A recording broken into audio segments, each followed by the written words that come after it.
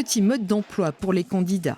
Officiellement, la campagne électorale débutera le 2 mars. La date du dépôt des listes s'effectuera quant à elle entre le 9 et le 26 février, 18h en préfecture pour le premier tour et au 17 mars pour le second. Les conseillers municipaux seront élus au suffrage universel direct pour un mandat de 6 ans. Avec la loi du 21 mai 2025, désormais, un seul et même scrutin s'applique à toutes les communes, petites ou grandes. C'est le scrutin proportionnel à 2 tours.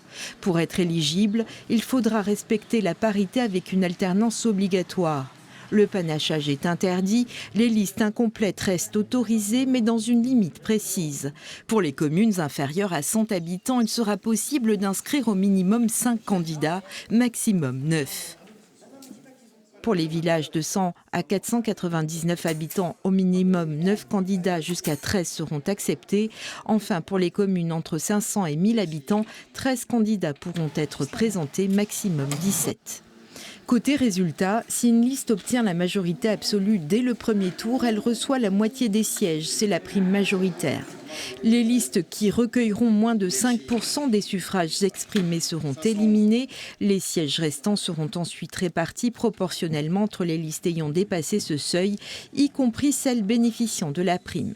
Si aucune liste n'atteint les 50% au premier tour, seules celles ayant obtenu au moins 10% des voix peuvent se maintenir au second tour avec la possibilité de fusionner.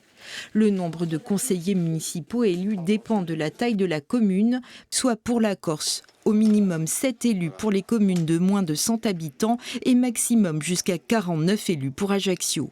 Enfin, pour être éligible, il faut être majeur de nationalité française ou ressortissant de l'Union européenne, jouir de ses droits civiques et être électeur dans la commune.